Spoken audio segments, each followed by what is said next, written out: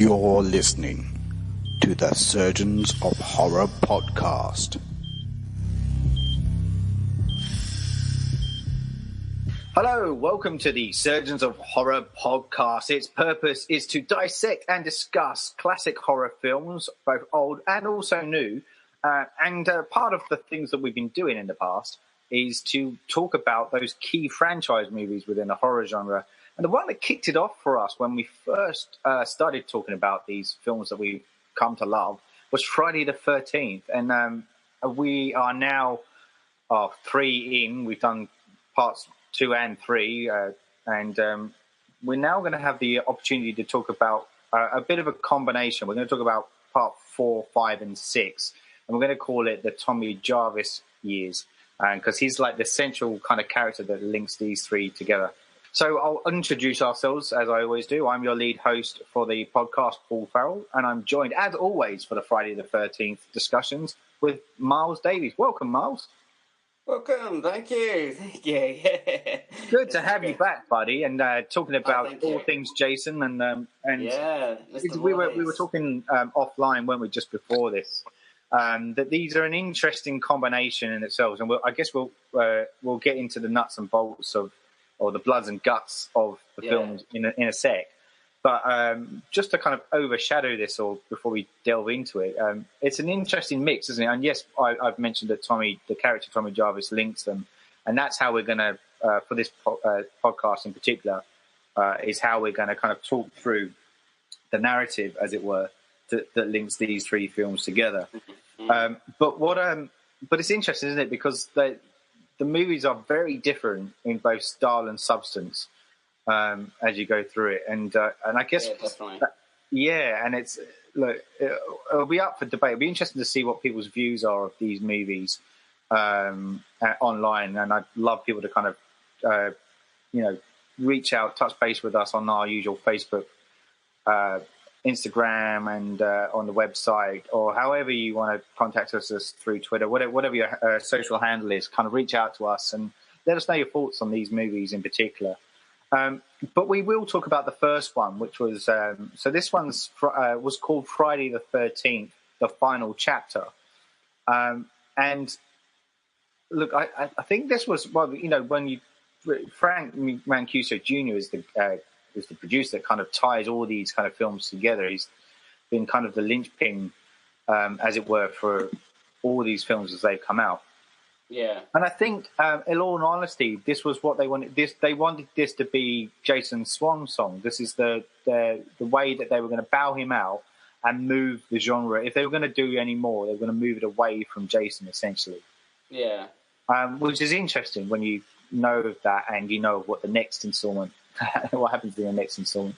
I mean, they tried to do something similar around the same time with the Halloween series. Yeah. What's the name? Danielle Harris. Yeah. I'm really glad you brought that up because you know I'm a huge fan of Halloween. Yeah. And it was interesting, re-looking at these because it's like time-wise, yes, like Halloween 4 was when they introduced Danielle Harris's character to the Halloween genre and has a similar tone and ending to it, which to this film, the final chapter, with it's almost like evil's passing on its baton, to a new generation. Yeah. Interestingly, Halloween went in a different direction. They almost copped out, I feel. Yeah. Because that Halloween film, The Return of Michael Myers, was I think the ending of that film is what makes that movie. And then they just kind of had her running around as a mute kid in the second one, and you're just like, what, really? Like a gold mine of opportunity. But having said that, when you look at where the final chapter went, not the final chapter, but the next installment, 5, you kind of go, maybe it wasn't such a bad idea after all. But we'll get to that one in a second. So, the crux of this film, though, is that it does pick up. What's interesting, it picks up exactly where Part 3 had ended. So we see Jason's lifeless body being kind of taken to hospital. That was cool. I enjoyed the fact that it was such almost a direct just step off, basically. And so it was them discussing the crime scene. I thought it was very clever of just, seeing the aftermath of essentially a bloodbath, basically. But what's interesting is, there's a really long period of time. I don't know the actual time frame of this, and I'm sure experts out of this will kind of chirp up and let know, but there's a long period of time before we see Jason rear his ugly hand. So it was, that to me was a really good way of just drawing it out. I guess it introduces the characters a lot more as well, so you suddenly become a bit more, you develop a bit more empathy for them, I guess. Yes. I mean, they're not very likable characters anyway, because they're a bunch of precocious teenagers. But, except the family that are just, randomly living in the wholesome family that lives next door. Yeah. But they just have a weird little kid. Yeah. And who makes those kind of really cool papier-mâché mask, kind of horror mask things. In his they were way ahead of his time. They looked like they were designed by Tom Savini. I wonder that. I was wondering if it had his hand in it. Definitely got that look to it, huh? Yeah. Oh, that's Tom Savini did the special effects for this. Yeah. That's right. So clearly his mask. Exactly. Yeah. And this was meant to be his. This was meant to be his swan song too, wasn't it? It was the way he was coming back just to kind of see off Jason and. Oh, I heard that. Yeah. Yeah. He did a great job. Some of the killings are brutal. Absolutely, and that's the stereotypes of the spear going through the throat or the body. Yeah. But other than that, it was there's some cracking deaths in this one. Yeah. Absolutely, there's some good ones in here, and I guess, and that's how we're going to pilot our way through our discussion of each of these movies. Actually, is we're going to concentrate on the deaths and the kills that are in it to guide us through. But yeah, it's probably a good point to mention, as I said, that Tommy Jarvis, the kid, the strange little kid at this point, is actually played by Corey Feldman. And he would obviously go on to kind of massive stuff. It was the same year that, or it was either this year or the following year where Gremlins came out. They definitely were shot in the same year. And when we get on to talking about the next installment as well, he wasn't able to partake in that because he was actually contracted to do the Goonies. That's right. Well. So he had a lot of stuff coming on. This is obviously Stand By Me happened and Lost Boys came up after the track, and he kind of, by that point, had cemented himself into that kind of horror genre. License to Drive. And the License to Drive. What an awesome film. Just brilliant. They don't make films like that anymore. God damn it. Dream a little dream. So Absolutely. All right. So let's take a look at the body count to guide us through the final chapter then. So as we mentioned, the first two that kind of get killed are these two doctors. Well, you get his name's Axel, the first doctor. And he's basically like a really kind of sick, depraved doctor who just wants sex from the nurse. And he kind of, he sits there and he's trying to get it off while watching women exercise on TV. As you do on a night shift. Yeah. So that happens in every single hospital around the world. That's totally true. It's usually that quiet. Time to fuck. That's it. What else are you going to do? Fuck. So he gets dispatched by just reading up here. He says he gets killed by a surgical hacksaw to the throat, and his neck gets broken because, Jason sneaks up behind him, slices his neck with a saw, and then he turns on to Nurse Morgan, and she kind of hears somebody entering the room, and she believes it's the doctor again, and she ends up getting gutted with a scalpel. Nice, duly dispatched. So Jason, on the rampage. He's not dead. He's still kind of knocking around out there. The next kill is a bit of a comedy moment. There's a bit of a comedy character with the hitchhiker. Oh, yeah. What's it? Canada or love or something. I was like, what the fuck does that mean? Canada or love? So she's hitchhiking to either Canada or to love. I don't know. Weird. Yeah. So she's quite. I'm trying to be polite, but she's a bit of an overweight kind of woman, and she's looking for a ride to get to Canada or love. And she. This is quite a big build up too, as well, before she gets killed. Eventually, just gets knifed through the neck, which is an awesome awesome bit of effects again from Savini. Definitely. Love that bit. Then we get then basically like from that point is then we get the usual kind of, I guess, the teen trope kind of moment where we get introduced to a group of teenagers. I don't know how many. There's about 8 of them, I think.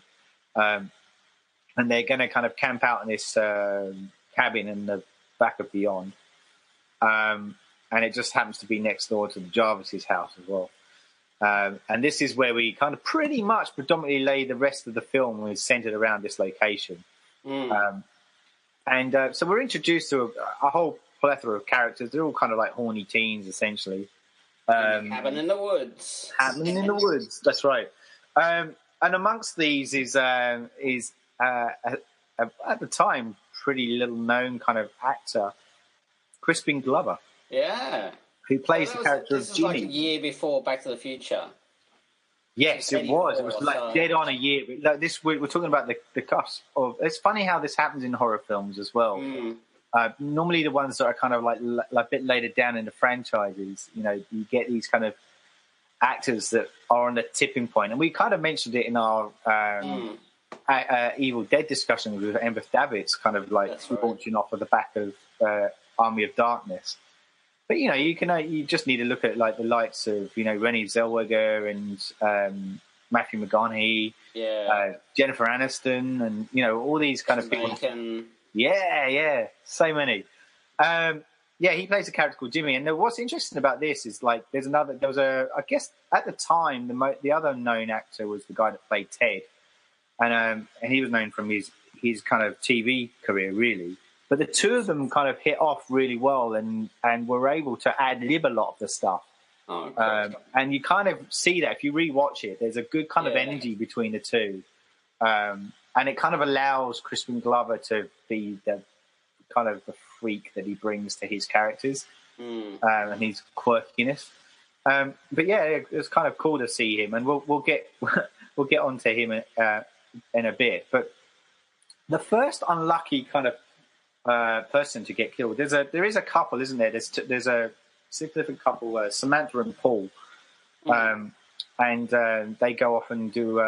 They kind of leave the party to go out on the lake. Never go out on the lake. As Samantha is the one that is the first of the victims of the team, and this is kind of a nice little nod to number 2, isn't it? Where they get their spear kind of going through the body, and this what's really interesting about this one is that she's basically on one of those inflatable dinghies. Yeah, that's right. And if you read up or watch any of the behind the scenes stuff, so essentially the way they've done that is her body essentially is a fake body, and she's sitting. Oh, well, she's not even sitting. She's kind of paddling in the water. So her feet go through her chest down to her legs are immersed in the water underneath. So essentially, we're only really seeing the top half of her shoulders and her head. That's her. The rest of it's fake.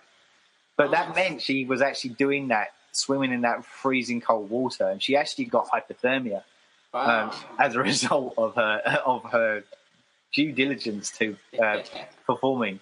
But it's a really good. I mean, it's a very simple. I say simple, but you wouldn't know it from looking at it, and the effect looks pretty smart. And to get kind of the really kind of grisly way to die, which is pretty. The old magicians sawing the body in half. Absolutely. Technique, so yeah, definitely. That's it. No, it looks good. Yeah. Hey, it looks great. Yeah. Smoke and mirrors with cameras and makeup effects looks amazing. So I agree. Good stuff. Yeah, it's cool. And so obviously her betrothed Paul is the next one to die, and so like, so he's a bit he's a bit of a douche, isn't he? He was kind of hanging back, wasn't he? He was letting one of the twins. There's 2 twins in this. Oh yeah. And he was kind of letting her hit on him, and he realizes that he may have just pissed off Sam. So he kind of goes off and runs after her, finds her dead. And that's when he gets probably one of the most, from a guy's perspective, one of the most painful ways to die, by getting sneed in the groin. Nasty. So then the next one to die, I think, is one of the twins, isn't it? Her name's Terry, but we don't actually physically see her death. It's all done in silhouette when she's outside. So she kind of wants to leave, but she can't convince her sister, the twin sister, to come with her. And she ends up getting speared in the back. But as I said, we don't actually see it. It's done in like a shadow puppet form. The next person to die is actually off screen. And that's Mrs. Jarvis, the mum character from Next Door. She's just kind of, we don't ever see it. We just see her kind of wandering around outside and her react to something, but we don't actually see her dead. Interestingly, there was I don't know if you're aware of this, Miles, but there was a scene that was cut out at the end of towards the end of the movie where the daughter of Mrs. Jarvis kind of stumbles across her mum's dead body in the bar. Oh, right. But they cut it out. The censors kind of got them to cut it out. Yeah. So you actually do see that she has died, but from the cut perspective that we see, we don't see it happen. Probably moving along with the pace, I guess. Yeah, that's right. It's Trish, isn't it? Trish is the daughter's name, I think. I was trying to remember her name. And then the next person to be dispatched is our friend Kristen.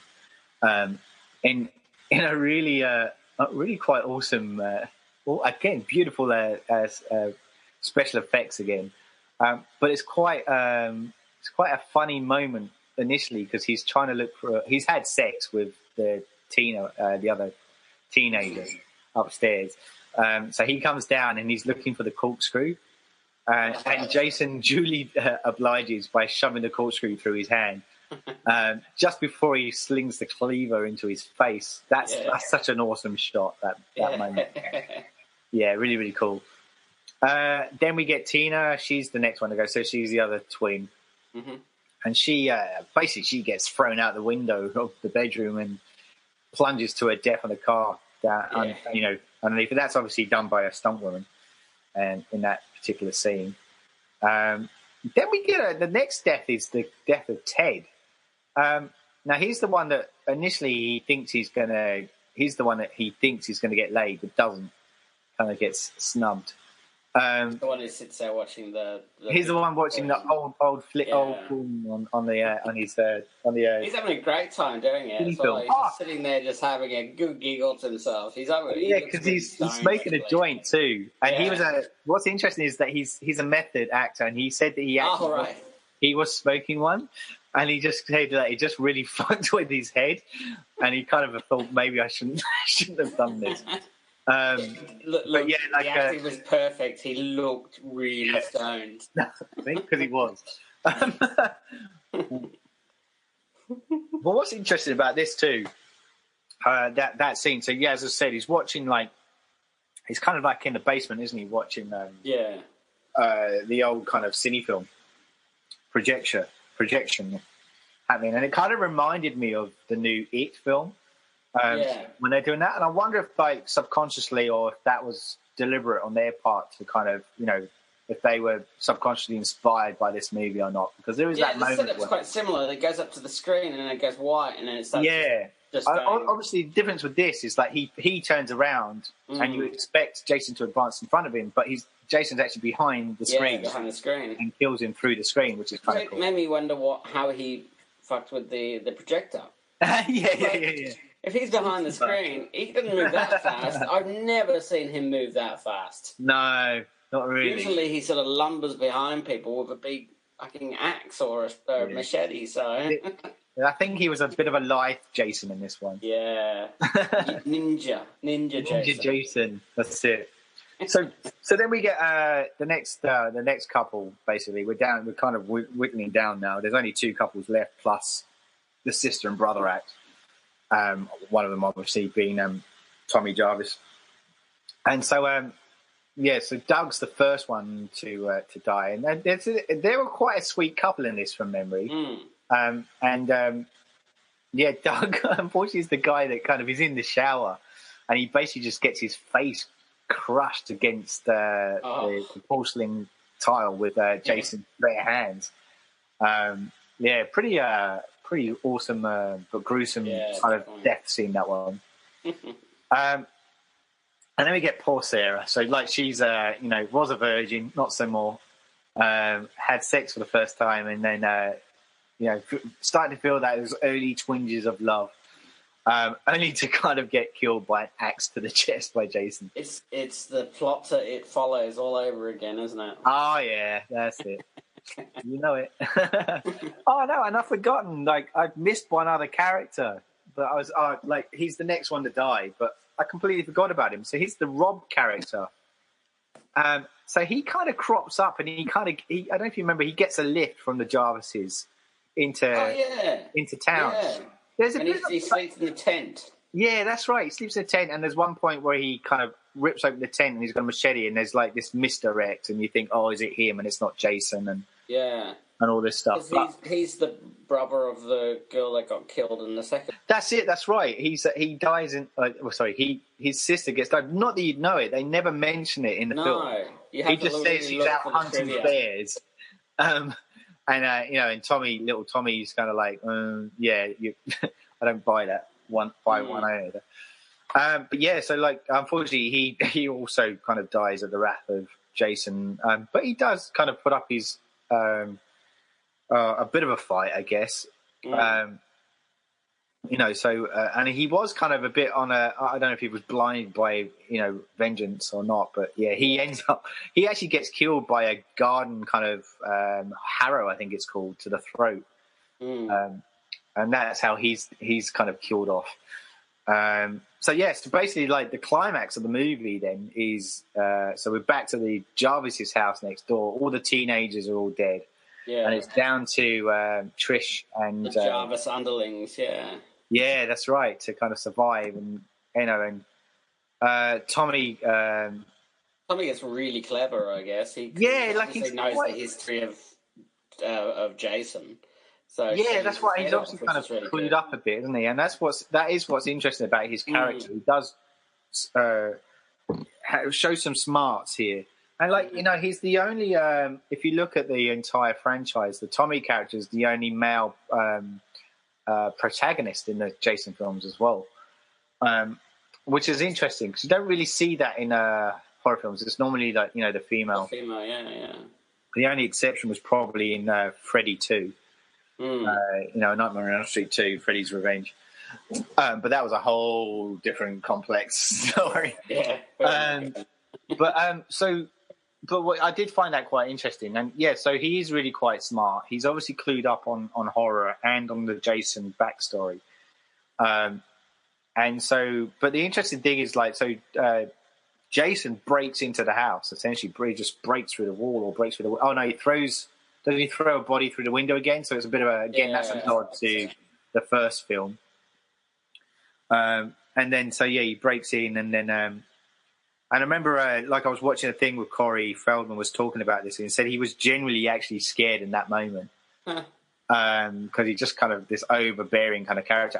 And the guy that played Jason in it was deliberately removed himself and kept distant from Corey as well, right? Just to kind of add to that impact. So there was a genuine moment of scare there. But there's a moment where the main kind of fight seems to be going with Trish and Jason. They kind of did the whole going up the stairs and then back down again and all this stuff. But interestingly, as you said, this is the point where Tommy kind of takes upon himself, and he basically has this brainwave. This is a bit like Amy Smart's character in the second one, where she, in that case, she took on the guise of being Jason's mum, to kind of pull the wool over Jason's eyes. But in this case, Tommy basically pretends to be Jason, and he shaves his hair off, which is again, special effects from Savini, which. It looks great. It actually looks really quite realistic. There's a few little tufts that stick up. It's a great ball cap, that's for sure. Yeah, it looks really good.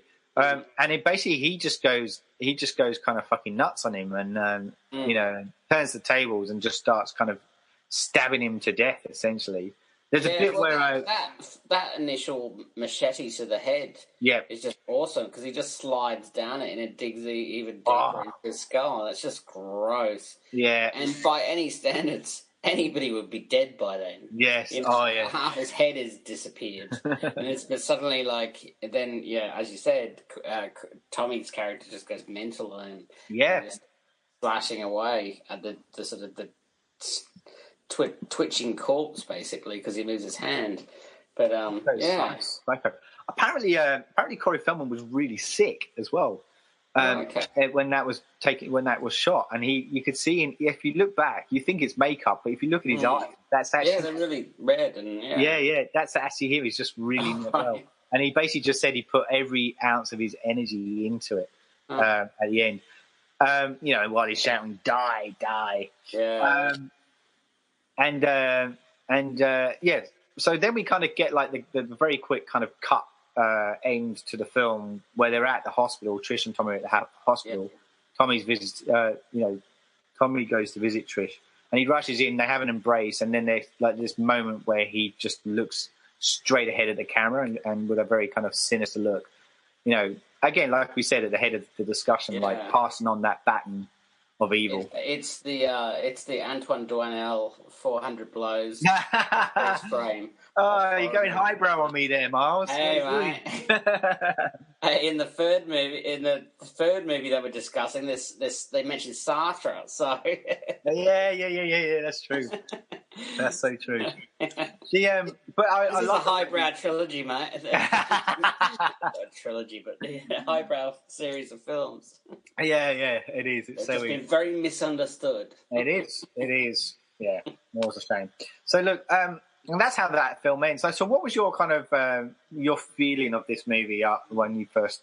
I dug it. I thought it was better than 3. That was for sure. And, I found that too. Actually, I mean, I like 3 in a sense that I do like elements of 3, but what was 3 also relies on the 3D gimmick part of it. So kind of that became its trump card, and it kept playing it. Whereas this one more kind like of a traditional 1980s slasher film. There's no rollover from the 70s. It's actually it's smack bang in the middle of the 80s, and you're getting pure 80s-ness, basically. So that felt good, I mean, definitely the appearance of the big hair and Crispin Glover and Corey Feldman, which were staples of the 80s, 1980s, then it was perfect. Absolutely. But, look, it was obviously low budget. They made a bucket loads of money out of it from the video market. So I think it was a successful film. It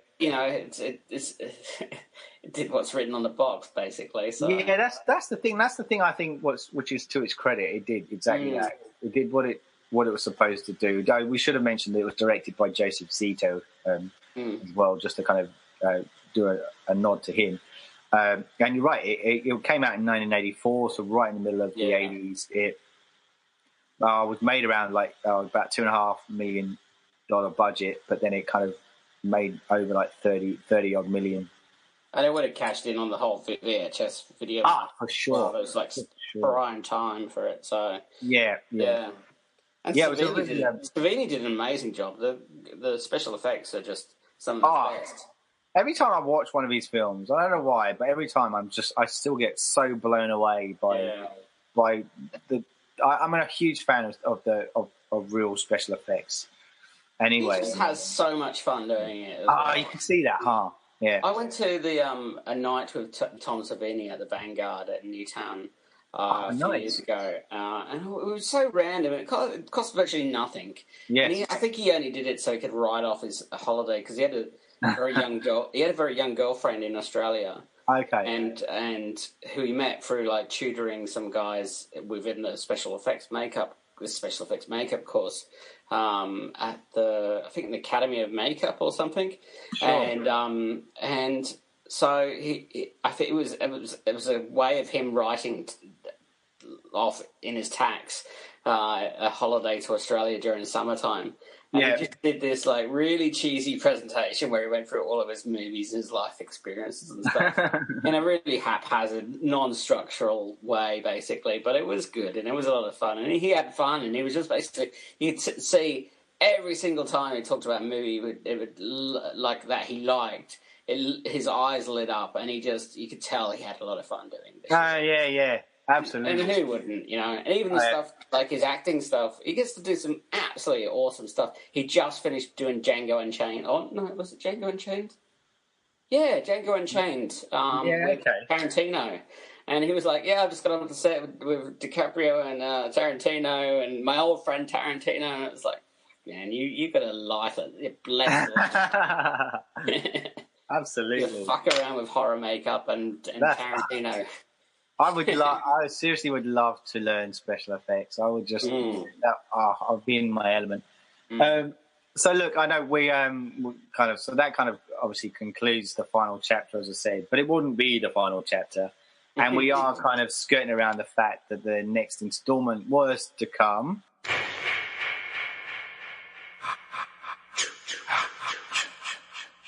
I think we probably should say off the bat that neither of us are fans of this next installment. No, it's truly awful. It's called Friday the 13th, A New Beginning. And that's what they were trying to propose. So, we're stepping away from Jason. So this is the one, spoilers, that doesn't have Jason in it. No. Although we are led to believe he is in it.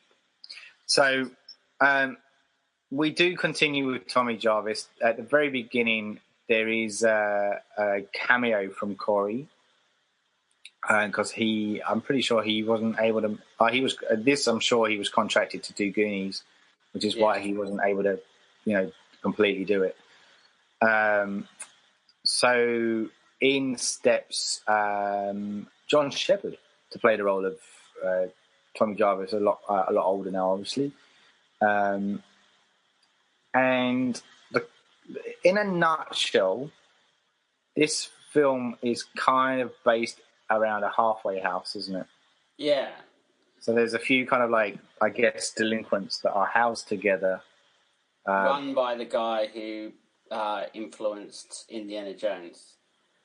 So he was the fedora man in the fedora-wearing archaeologist in Indiana Jones and the Last Crusade. Yes. The young Indiana Jones, played by River Phoenix, runs into and almost gets the cross from, and then meets him many years later as at Harrison Ford and gets the cross from him eventually. And yes. Yeah, so that was quite funny. Seeing him. Hang on a minute. Yeah, I know you. Yeah. So look, I guess before we kind of get in, we will kind of drive through this, as I said, with going through the kills again. But I think, again, from the upshot, we should probably say that, look, it was directed by a guy called Danny Steinman, who up to this point was known for making porn films. Oh, right. I think that might kind of let you know what the tone of this film's going to be, for those that haven't seen it. Look, I could kind of see that. there is a lot of gratuitous sex. Yeah. A young girl lying with her boobies out and on a blanket, completely naked. But that sex scene with her and her boyfriend is just, So there's a story behind that too, and I'm gonna be terrible because I can't remember the lady's name. I'm just seeing if I can see it quickly now and there. Deborah Voorhees. That's it. Thank you. Yeah. And she reckons she got cast because of her name. But it came down to two women, okay? And the other woman actually kind of turns up in the next installment. The other lady in question basically said she thinks the reason was for the size of the breasts. Was the reason that this lady got cast, the Deborah Voorhees character. So it's set in a halfway house. Like, the premise of it essentially is that Jason questions whether or not... Sorry, not Jason. Tommy questions whether or not he's a little bit unhinged, and it kind of, because of what happened to him as a kid. And as an audience, you're kind of meant to wonder that too. Is he altogether there? And that's what they wanted to play with. They definitely wanted that kind of very kind of loose kind of association with, is it him or is it Jason on the rampage? And I guess that's part of the red herring too, as well, which we find out in due course. But let's look at the kills. So, like, the first kind of kills we see are actually in Tommy's dream at the beginning. So before we actually see any kind of real-life kills. So there's a guy called Neil who's killed by a machete, and there's another guy called Les who's killed by an ice pick in the neck. They're a bit mute because, it's dream sequence stuff, So, it seems a little bit of a cop-out. Then we get this kind of, I guess it's like a precursor of what's to come. And there's a kid who's been so this is set in a kind of a mental institute, I guess, if you will. And there's a kid called Joey who's just been really annoying and frustrating. And this other guy who's chopping wood at the time with an axe. Yeah. Just flips the switch and hacks this kid to pieces. Yeah. As you do. Yeah. Which like that scene in itself almost felt dreamlike as well. I don't know, what was your... I mean, if you've got a halfway house full of mentally unstable children, do you really give one of them a big fuck off axe? Chop wood? Yeah, what could go wrong? No, because clearly he's got anger issues as well. Yeah. You know what you need is a gun. That would sort it out. That's it. You're pissed off with the world. Yeah. Here's a gun. I tell you what they need to do. They need to arm the guards and the hospital staff at the mental institute with axes to stop any kind of people with axes from going around. Exactly. And then probably so make sure everybody's got an axe. Never would have happened. Everybody's completely fucked up on medication and just any kind of mental stability and let them go for it. Yeah, go on. It's a new kind of therapy. But so obviously he makes a mess of that. Yeah, that's right. And it's a really weird scene as well. And then they what is obviously the big thing that happens after this is there's two paramedics that come up to the scene, and there's one of them's a bit of a dick. Yeah. And the other one kind of is, I guess, kind of being a bit more of the gentle giant at the time. But he's a significant part of the character of the film. One of the main things about this that pissed me off is every single character is a cartoon character. It's so cartoonish, even to the hillbillies with the mum and the crazy guy on the bike. There's the cops who are fucking inept or just bullies. There's just every kind of caricature they can use. Yeah. They go for it. And it's so badly done. You may as well just have animated this film because it's just caricatured. It was that was probably what pissed me off. There was nobody that was real in it except... No. And he was like so over the top. Like he would just suddenly, sweat and clearly, like if you're in a halfway house, you should be, halfway on the way to recovery. Yeah. He clearly wasn't halfway on the way to recovery. No. Still having like massive sort of panic attacks and stuff. Yeah, that's right. I don't know. Yeah, it's all a bit. Yeah. Look, it's interesting, isn't it? Like. I completely agree with you on your depiction of the characters. They're very half-assed attempt to have any character involved within it. Yeah. And I just need to kind of remind everyone that's listening that the director was Danny Steinman, who up to this point was only known for porn films, and I think that might be your answer. And you know what? The other thing? All the killings, you didn't see shit. No. You never saw any blood or anything except like a glimpse after like they pull the sheet back of the fat kid that gets chopped up by yeah. Yeah, that's right. And you see like a glimpse of blood on his face or something. That's the only time you actually see any kind of gore. The rest of it's just sex and it's just tits. Yeah. So on that note, I think we'll kind of rattle through the death scenes really quickly. Considering we don't actually see anything. No, that's right. So we get the two kind of I guess they're rocker guys that are out. They 1950s greasers. Exactly. In the 80s. Yeah. What? I know.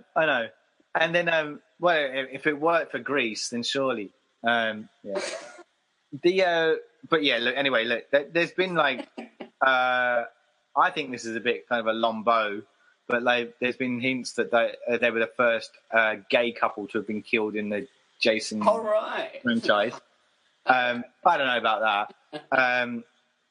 But yeah, basically we get Vinny, and he gets a road flare in the mouth. And then if that's not sexual innuendo, I don't know what is.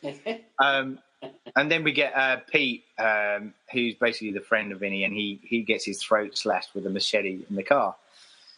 The next couple that get killed is a really random one. There's that older guy called Billy, and they're outside like the diner, I think it is. Oh, he's like the paramedic that drops off Tommy, yeah. Yeah, and he's like, and he decides to have a little fun with some drugs while he's there. And he's like, and he's way too old for that girl. No, I know. Isn't he? Anyway, so he gets an axe to the head. Done. Yeah. Then the girl Lana's the next to die. Like there's this moment where she does this thing to like she's getting ready in the bar, the bathroom for the gas station or the diner, wherever it is, and then she kind of opens up her top to show her boobs. Yeah. And she says something like, doesn't she say something like he's Johnny or? Yeah. It's like a nod to like another film. Anyway. Right, yeah. It's Showtime. No, it's Showtime is what she said, and it's a nod to All That Jazz, Bob Fosse. Yeah, so apparently... It's not highbrow. It's not highbrow. Of course. So after showing her chest, she gets an axe to the chest, which I thought was quite fitting. And so she's kind of killed off. Then who's the next one? Raymond. Guy called Raymond. Oh, yeah, that's right. He's this guy that just was helping Ethel and Junior, our hillbillies, doing the lawn and stuff. And he gets killed after he discovers the two kids in the woods. Oh. And he gets the hunting knife in the stomach. Then we get the boom chicka wow wow moment with Tina. Actually, her death's really quite. I know you don't see the death itself, but she basically gets garden shears to the eyes. That's right. Yeah. After she's had sex with her boyfriend Eddie in the woods, and like she kind of rolls over, you see like her eyes kind of completely cut open, which is pretty gruesome. And then apparently she couldn't see anything during that filming because of the makeup.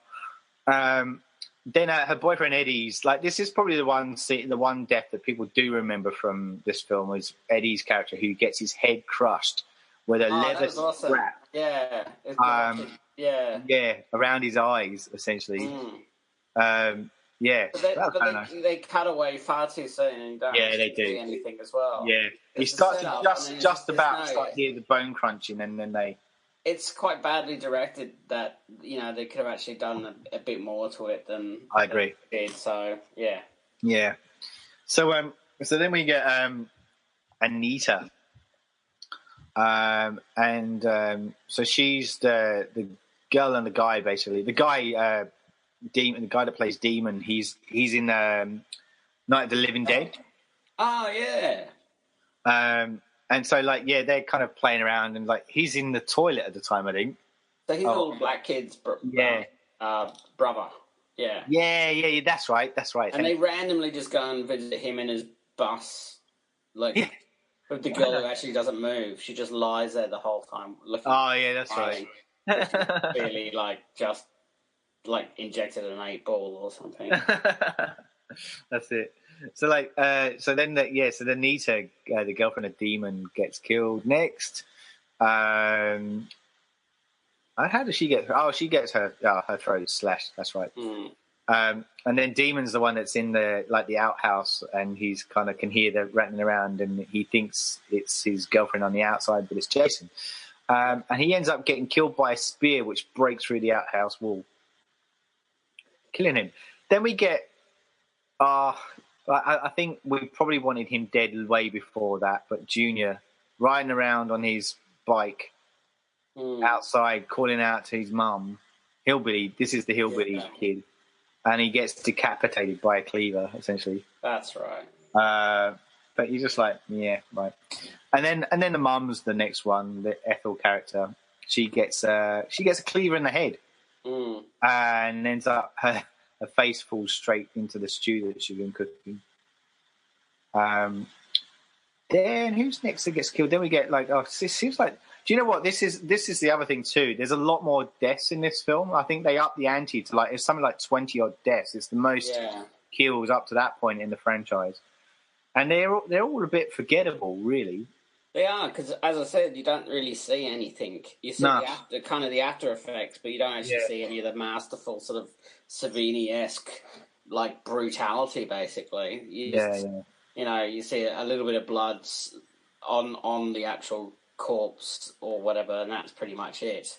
It's just they clearly didn't have the budget to. No, they had far too many characters. That's the thing.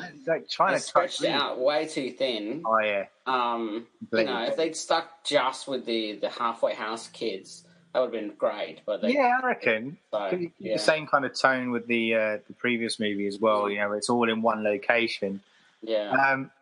So basically the next two is Jake. He kind of gets killed with a cleaver in the face, and then Robin. She's killed with a machete from beneath the bed. Then the next kill was a bit of a funny one. It's a lot of people often kind of resort to play the clip of this one online. Sometimes the character's name is Violet, and she does the whole kind of beatbox kind of dance move. Yeah, the pseudo echo. Yeah, that's it. And she can't hear Jason kind of coming up, basically, because she's listening to music. And she gets murdered with a machete in the stomach. Then the next kills, we get Duke, who's the ambulance driver. He's the one that made a joke when the Joey kid got killed. So he was the one who was a bit of a smart aleck guy. There's a reason he gets killed. And his neck is basically sliced. We get a guy called Matt, who gets a spike through his head and into a tree. A guy called George, who's this old guy who tries to do his best around the house, and his eyes gets gouged out, and he gets thrown through a window. And then Roy basically is the last victim. So this is the unveiling that it's not Jason all along. It's this guy called Roy, who's the other ambulance guy, happens to be the father of the Joey kid who got hacked to pieces. And he basically gets murdered as by being impaled on a tractor harrow, essentially, which is kind of a due fitting end to his demise. Now, a lot of people got pissed off at this point because by revealing it wasn't Jason, people were like a bit, they felt they were duped, essentially. Yeah. And I kind of get it. It's hard because I get why some of these franchises try to move away, but unfortunately, by making such icons out of these kind of slasher killers, it's hard to make a franchise or continue the franchise without them. Yeah, exactly. Halloween's a case in point where they've tried to do it. They keep trying to reinvent him or shape him slightly differently. And doesn't work. And it'd be interesting to see the new one when it does come out in October, where that one goes. But interestingly, the way this one ends is that it kind of leaves the ending a bit ominous because Pam, the other female character, who's a bit kind of, I guess, the love interest of Tommy, a very kind of very thinly veiled love interest. Yeah. But it's not really known if she dies or not, because Tommy basically knifes her in the stomach, because he's unhinged. But is it just one of his hallucinations or not? We don't know. So it'd be interesting to, What are your thoughts on that? Do you think that ending, like, do you think it was just a bit of a way of just to do a bit of a, this is a shock moment, or? Yeah, I think so. Yeah. Just kind of, I think they were clutching at straws at that stage. Yeah. Yeah, I agree. Yeah, I was kind of glad to see the back of this movie, actually. Yeah, I was too. I wasn't. I said to you offline, but I'll say it for the record. I was at this point. I was like, okay, is this the point where the franchise goes downhill? Because it was pretty woeful. Interestingly, it's been. It has got a bit of a cult following. I don't really know why personally, but it apparently does have one. There are fans of it out there. Obviously. Yeah. Boobs. I did find it interesting, like the girl in it, who played Pam, Melanie Kinnaman, in the behind the scenes stuff. There's a documentary you can get about the Crystal Lake. It's called like Crystal Lake Murders or something along those lines, and it's actually quite good. I recommend people watch it. And they interview her, and she seems really quite dismissive of the film as a whole. So it sounds like she wasn't treated really well in the making of the film. And those that were with her kind of almost hint that maybe she was being a bit of a prima donna. So it's kind of like this kind of, he said, she said thing that goes on with it. Anyway, so look, let's leave that one dead and buried, and talk about the last installment.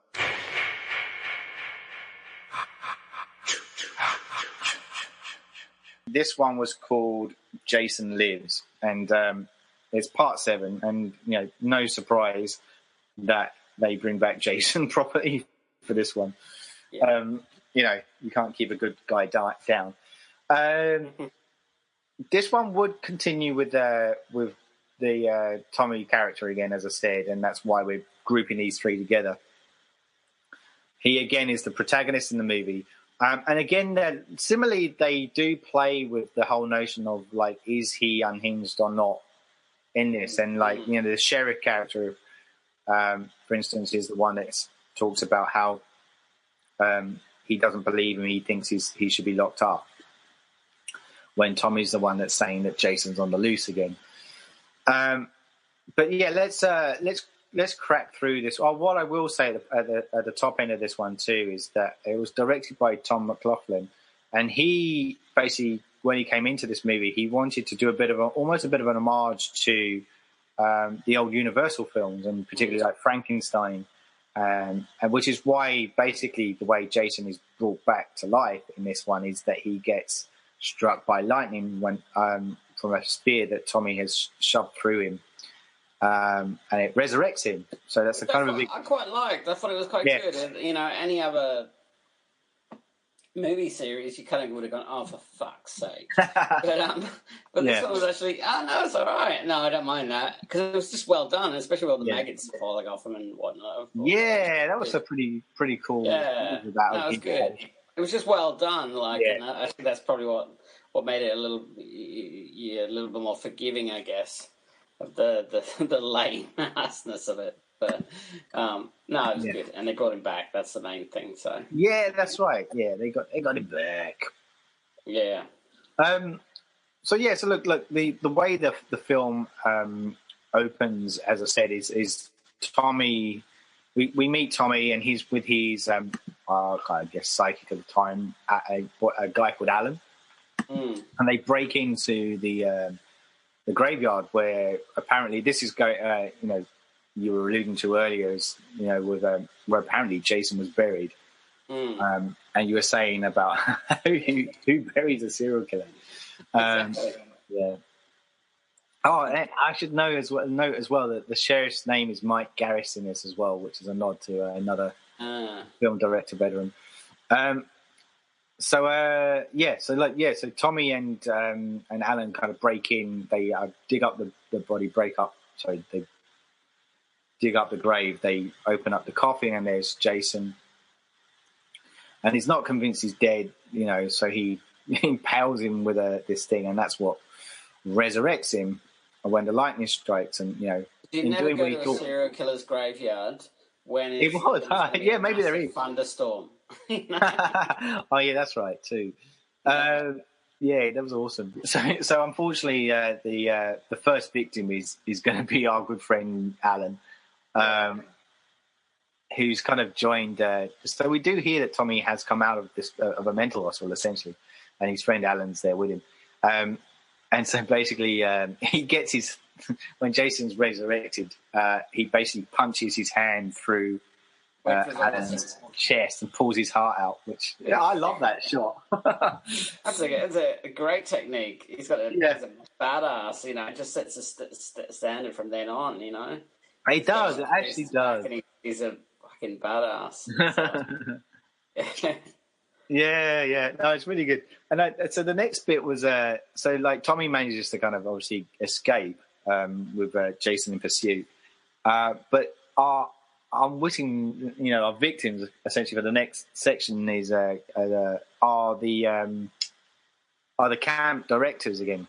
They're running it. So there's a guy called Darren who may look familiar to people as Tony Goldwyn, who would go on to being Ghost. Yes. Always known for Ghost, but he's been in other stuff. He was really good in that Belko experiment recently as well. I don't know. I haven't seen that yet. I'll have to watch it. Yeah, you should. It's good. It's good fun. Again, that's one of those movies that's it does exactly what it says on the tin, no. But it's enjoyable. So he crops up and he's the next guy that gets killed essentially. He's one of the head counselors, as I said. He kind of tries to confront Jason. They're in a little car and he tries to confront Jason by getting out to try and shoot him, which you never do. And this is the first moment where we get that kind of little bit of humour thrown into this film as well, where the girlfriend, Elizabeth, says, while they're in the car, she says, I've seen too many horror films to know that you don't. If there's a guy standing in front of you with a mask, you don't. That's right. It was very self-referential, and what I was saying to you before we started was, this film was apparently a major influence on Kevin Williamson when he was creating the Scream, the original Scream movie. So it knew, and it started being a bit more sort of meta, basically. Yes, with itself, and with little lines like that, and then later on, there's a bunch of kids sitting under a table as there's mayhem happening around them, and one of them turns around to the other and goes, "So, what did you want to be when you grow up?" So there's a lot of these very referential lines. In this movie, I think. No, that's right. There's quite clever moments, and I think that's why this one, and I'm kind of putting it out there early on in our discussions, but this is probably why this one ends up being kind of one of my favorites of the franchise so far. Yeah. Because of that, it's got this kind of good little humor ticking along to it, and there's some decent kills in it as well. Yeah, definitely. And so, speaking of which, so Darren, as I said, is the first one to go. He gets impaled with a spear and then kind of just tossed aside. And then Elizabeth is the next victim. She's actually the wife of the director as well, who plays this. And then there's a great moment where she kind of gets out of the car, scrambling around in this kind of filthy, muddy puddle, and she tries to offer him money. Before he then kind of comes around and just kind of spears her, basically. Which is through the mouth as well, I think. It looks like it goes through the mouth. Anyway, so that's kind of a cool moment. And then we get this kind of comical moment next. There's a paintball kind of scenario thing going on. And I think there's about 5 of them that get killed that are a part of this paintballing thing. The first of them is a guy called Bert. And he's like this. He's kind of moaning and groaning about women kind of being a part of the paintball, and it's not a place for women. Blah blah blah. But there's a really nice, funny moment where he dies as well. I mean, yes, he gets his arm ripped off, but he gets his face impaled on a tree branch, and as his head comes down, his blood smeared against this kind of carving of a smiley face on the tree. Oh, yeah, that's right. Which is kind of a cool. I like that. Yeah. Then we get introduced to Larry, Stan, and Katie, the next paintballers, and the Katie character manages to, well, in paintball terms, kill Larry and Stan. Yeah. And they're marching back, and that's when they're confronted by Jason, who triple decapitates them with a machete. That's right. In the cut we see, the actual cut, all you see is like the legs drop down. But they actually did shoot the decapitation. Oh, wow. But it got cut because of the censors again. But apparently it was the people that made spent a lot of time with the effects, and it said it looked really, really smart. It would be really cool to kind of see if there's an existing cut of that somewhere. Yeah. Then the next death is the graveyard guy in the cemetery, Martin. He's kind of a bit of the comical character again. Kind of reminds me a little bit, but not more in a drunken sense, but not in a bizarre sense of our Crazy Walt from the early Friday the 13th. Yeah, that's right. And so he gets killed with a broken bottle into the throat. So he's an alcoholic and he dies by the bottle. I think that was a bit of a nod. The next death is a crowbarred death sequence, which wasn't shot until after the fact because they wanted some more deaths in it. So they went back and they shot this random couple called Stephen and Annette. And they're the ones that are kind of out, and he proposes to her, and in a picnic, and they hear the noise, and then they kind of try and get away on the motorcycle, only to have a double impalement as they kind of speared through both of them, kebab style. It's interesting because this is almost like the reverse of again number 2 with the double impalement, where they're on the bed scene. Where they kind of, but in this case, they're impaled through the front. Yeah, that's right. There's really much to say about that one other than because it was literally that it was crowbarred in after the fact to beef up the number of deaths.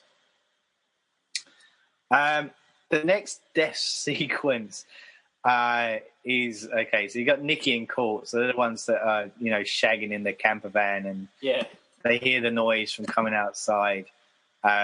That's it. Darcy DeMoss is the character called Nikki. So she was the other lady actress I was referring to, who had come down to the final 2 in the auditions of the previous movie and got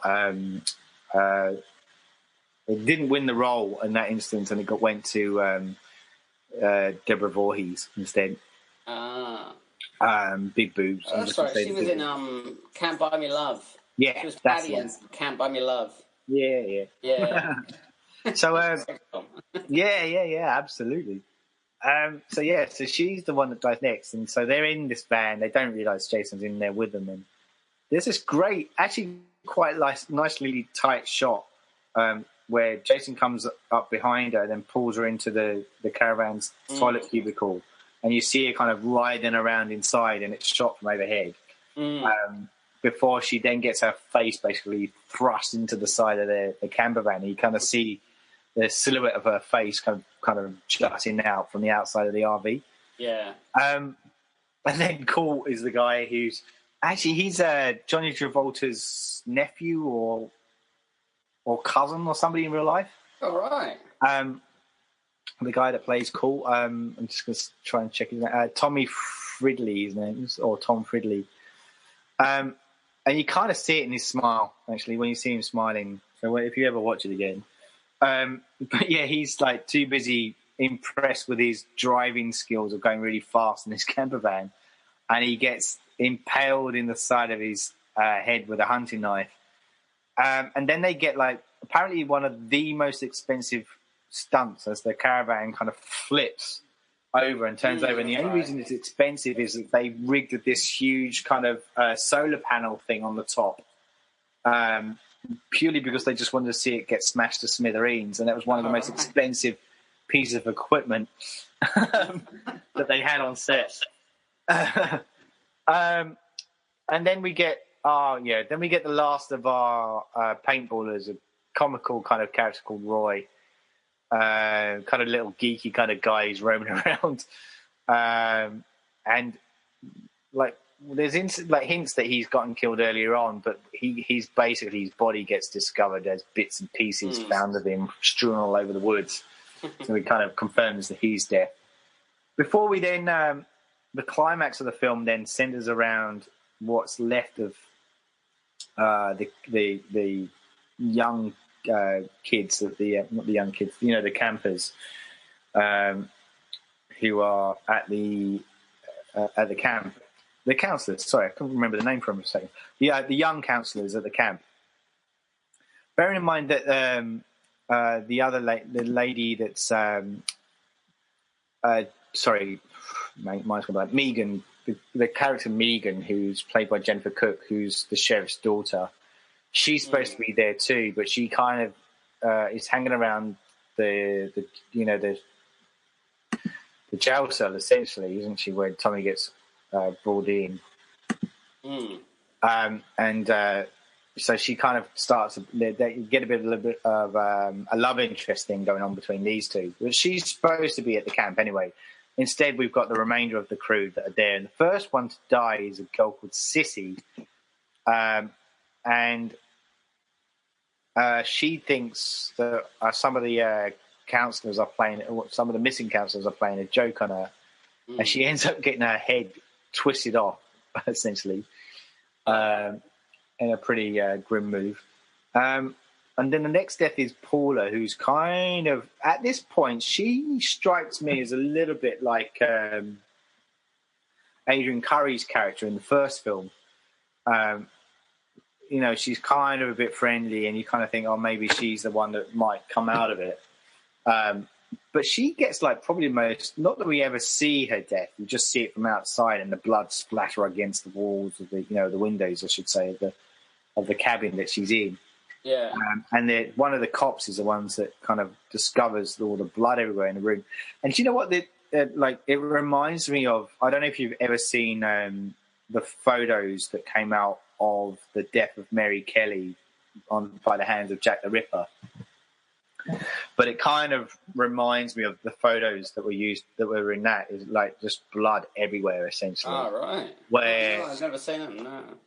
If those that aren't familiar with the story of the Jack the Ripper, Mary Kelly's the fifth and allegedly the fifth and final victim of Jack the Ripper, and it's pretty gruesome. Just kind of was ripped apart essentially in the house that she was staying in, and people believe that it's because the Jack the Ripper had time, and so he just basically butchered her. And this is what this reminded me of. I kind of was like, wow, this is kind of quite confronting, that one shot you see of eyes in that room. So the next, so the final three deaths are cops. We get Officer Thornton, who goes to, and he's there with Officer Pappas. Officer Thornton's the first one to get killed of the two. They've gone out there to check out what's going on in the camp because they hear that there's been a ruckus. He gets met by Jason and he's killed by a dart in the forehead. Yeah. And then Officer Pappas is the next one. So he's the one that there's a little girl character, isn't there, that's in it, and she kind of, there's a moment where Jason kind of walks up to her in the cabin and he leans right over to her while she's lying in the bed. And you think, there's a moment where you think, oh, are they going to actually see Jason kill a kid?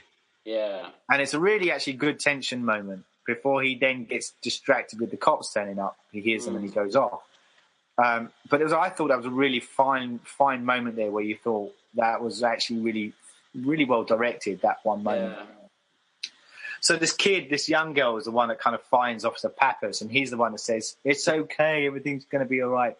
Which, of course, it's not, because he turns around and there's Jason, who basically crushes his head with his bare hands, which is becoming his go-to operandus when he doesn't have his machete handy. Yeah. Well, he's got the crushing force of his hands. Yeah, which is pretty gruesome.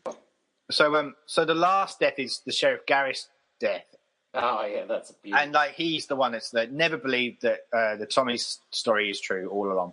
and he gets confronted by Jason. He keeps shooting Jason point blank with a shotgun, who just kind of gets flipped over, and eventually it's almost like he's toying with him, and he comes up, and he essentially snaps Sheriff Garris in two. He folds him over backwards. Yeah. Yes. We never see the complete take of this, but apparently, again, for census reasons. But apparently, the shot is pretty well done in the way you that they can see a still of it online. I've just seen a still of it. Right. It's just pretty spectacular. Yeah, that's it. So the climax of this film, though, is obviously now we've only got Tommy and I was going to call her Megan again. I think it's Megan. Yes. Coming up, they basically turn up at the scene. They find the kids. Megan's there to say it's going to be okay. It's going to be okay. Tommy hatches this plan that he's going to try and lure Jason out into the water, back into the lake. He thinks by killing Jason in the lake, where everything began, it's like the cyclical event where his body will finally go to rest. And he's able to do so. He's able to get Jason to come out, and there's a bit of he sets fire, doesn't he, around the boat? Yeah, that's right. Because he's under the water, he's trying to get him to come up, and that's it. Yeah. And so there's a bit of a fight that ensues. They kind of end up underwater, and he's trying to wrap this kind of lead weight around Jason to kind of keep him underground. Yeah, it's a big off rock. Yeah, that's it, exactly. And then he kind of it looks like neither of them are going to Jason might overpower Tommy at this point. So then Megan then takes upon herself to go out there in a boat. And to cut a long story short, she basically kind of slices Jason's face off with the motor of the boat and supposedly killing him. Yeah. And everything's all well. They pull out Tommy. You think he's dead, but he's not. He's okay. The kids are all around. And that's where the film ends. But they're not before having one last kind of shot of underwater with Jason's one eye opening up to say, yeah, he's still around. Yeah.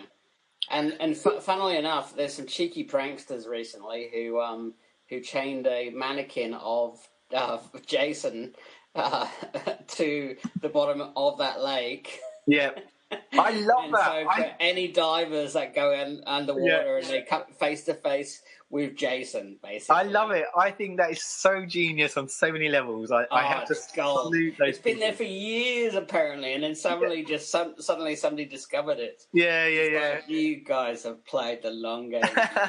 Clever. It's such a throwback to this movie, basically. So yeah. Oh, it's so cool. So cool. I love hearing stuff like that. Yeah. All right, so look, what was your final take on that film? I loved it. I thought it was really funny, and it was very clever, and it was formulaic. You knew where they were going, and but that's the thing with these movies. You get we keep going back to you get what's written on the box. But, it's so true. And with this, there's a lot of surprises. The dialogue was really fresh, and the characters were interesting, and it looked nice. It was beautifully shot, and it was very well directed. So there's some great moments, like Jason busting through the door, and the door just exploding into smithereens. Oh, that's right. Yeah. That's great. Yeah, it was a great shot. Yeah, and it was a few like really subtle shots like that you just kind of go, these guys have brought their A game to this, and it was good. For a straight to video movie, it was fucking great. Oh yeah, I mean that's the thing. Like I think a lot of this is owed to the director. He really, I think he knew his craft. He knew what he wanted to do and what he wanted to achieve on it. He wanted to do those nods as well to horror films of yesteryear. And by doing the resurrection thing, it actually paved the way forward for what would happen with Jason down the track. Yeah. He now from this film on, he is an unstoppable machine. Yes. And I think that's kind of and by adding the humour into it as well, I think is also key, because it kind of gave it that kind of tone that would. Set. It didn't take itself too seriously. No. They knew what they were doing. They knew what they were making. They weren't making. And I mentioned that Sartre was mentioned. There was a kid reading No Exit by Sartre on. Just little tiny little bits, little Easter eggs all the way throughout the whole thing. That was just The score from memory is really good on this one too. Yeah, it has this whole gothic feel to it, while still using the obviously Manfredini's touch to it as well with the signature tune. Yeah, it was really, really good, really well put together. So look, we've kind of the Tommy Jarvis ones, as I said, at the head of this, we were looking at the Tommy Jarvis films. They are all a bit. These three are a bit weird, isn't it? It's almost like 4 is a nice feel good kind of horror flick. It kind of gives you what you want. 5 is this massive letdown, and then 6 literally resurrects Jason again and makes it feel good again. Yeah. Which is kind of interesting. So, like, if we've now spoken about the first 6 movies, where are you sitting at the moment? Where do you feel like the franchise is at this point? And it's a good spot. Yeah. It's my favourites are clearly the first one, obviously, and the latest one that we've done is the 6th one. I think the 6th one is fantastic. I think I agree. It pretty much. I always really like 7, so I'm really keen to get onto 7. Yeah, we will. The whole telekinesis thing was just fucking hilarious as well. Yeah. Alex brought a lot of the sense of humour from this movie over into the next one. So absolutely. And but yeah, I mean, this one did an absolutely cracking job. I remember it coming out actually. Okay. I think it may even got a cinema release in my local cinema. Oh, nice. My local cinema is owned by Canon. So okay, sure. We had a lot of the Canon 80s shit, basically, the Golden Globes and stuff. Yeah. And so any kind of cheap ass driving movie, as a horror movie as well, we quite often had those. But yeah, I think it was quite successful from. Yeah. So I mean, I had Alice Cooper doing the score for it. We didn't mention that. How do we not mention Alice Cooper? Oh my god. So yeah, cool. Okay, very, very, very quickly, because I know we've got to bow out. But okay, so Alice Cooper put 3 songs down for this one, and obviously the one that's known as, or the big one that's known as the Man Behind the Mask, which I'm not, of the 3, that's probably my least favourite of the ones that's in it. Funny enough, it's quite cheesy, and apparently Cooper actually put together very heavy versions of that. But they actually chose, as in Alice Cooper chose that one and said, no, I think we need to go more down that route, which would be interesting for me to hear the other versions personally. Yeah. But there you go. That's the way they went. Which is all cool. So, Awesome actually kind of became an iconic song in its own way, right as well. Cool. Well, I think that's kind of us for our Friday the 13th discussions of the Tommy Jarvis movies. Yeah. Do stick around, though. I just say do stick around to any of the listeners out there, because as you so rightly put, our next one will be talking about number 7. And there's a couple of... this one's actually celebrating 30 years this year. So we will do a podcast on that one. So stay tuned, listeners. Until then, I'm your humble host, as always, Paul Farrell, and joined by the magnificent Miles Davies. Bye. Thanks for joining us, and stick around for the next installments. Goodbye. Bye. You're listening to the Surgeons of Horror podcast. Music supplied by Peter Nezik. For more discussions or podcasts, head over to surgeonsofhorror.com or head over to our Facebook and Twitter sites for the latest news and updates.